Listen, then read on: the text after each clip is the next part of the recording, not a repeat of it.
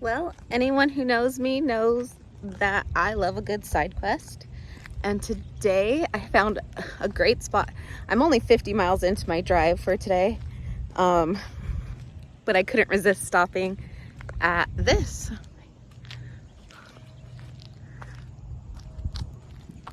I'll get you a better view in a second, but what's impressive about this, it's not the ocean, which most people see, but I mean, it's actually a really big river. Lake Francis Case. On the map, it's like a big river, but like this area right here is called Lake Francis Case. South Dakota, and it's amazing. It's beautiful.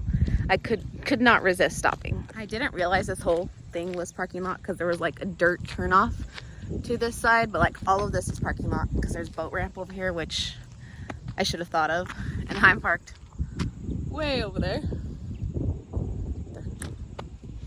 So I thought this would be a great background to do some, you know, fun facts about the states that I've been through so far.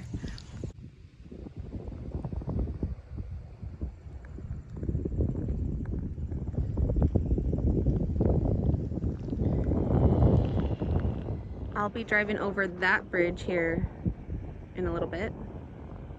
Let's talk about Wyoming. So it first became a state July 10th, 1890. It became the 44th state of the United States. I've said state so many times in that one sentence. It also has the very first national park of the United States, which is Yellowstone. If you haven't had a chance to get there, I highly suggest it. In 1869, Wyoming became the first state to allow women to vote, and that's why it was dubbed the Equality State. There were so many dinosaur bones found in Wyoming that in 1932, someone built an entire cabin made out of them. You can still see it today in Medicine Bow, Wyoming. One of my favorite memories of Wyoming, these birds. One of my favorite memories of Wyoming is driving for hours and hours and hours. This was before we had like GPSs in the car and everything, and my dad and I were just driving. My dad, mom, and I were just driving, not a care in the world. We were exploring ghost towns, and we just had no idea which way to go. It's like high noon, so the sun is like straight up. We don't know which way to go.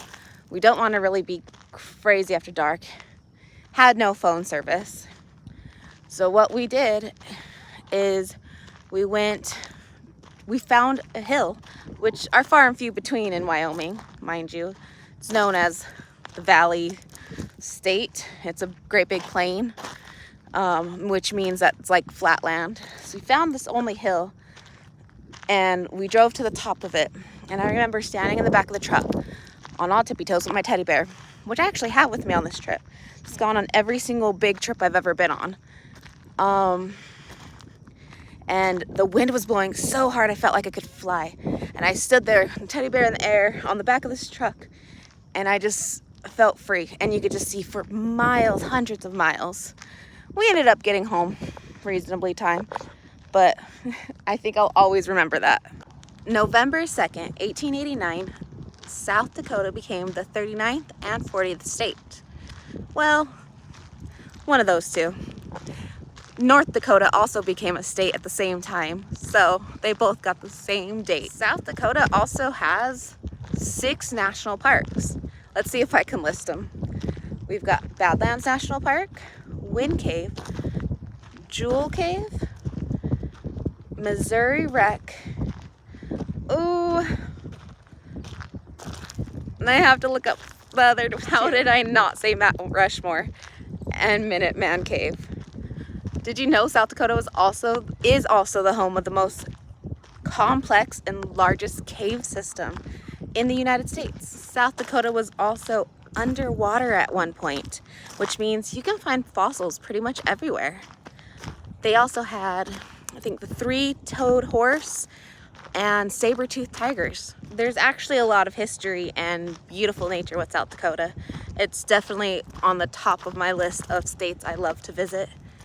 That's just a quick video with some quick facts. My favorite memory of South Dakota would have to be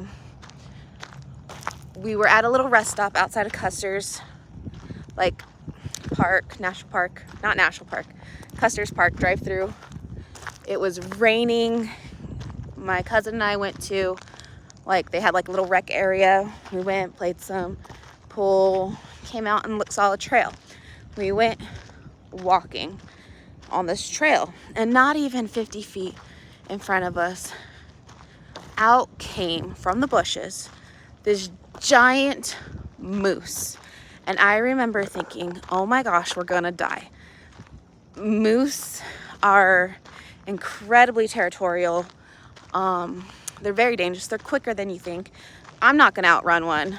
You're not gonna outrun one. They've got huge antlers, and I just remember it turning, because it was just like, we're walking on a path like this, just came out of the tree, didn't even hear it, didn't see it until it was already out. And it's not like we were being quiet, we were talking this whole time, and we just stood there staring. And my cousin said, I'll distract it, you run. And I was like, that's stupid, we're both gonna die.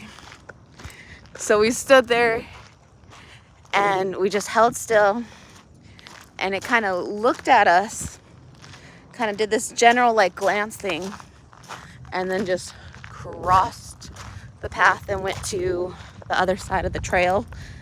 That's where we decided to stop and turn around and go back to camp.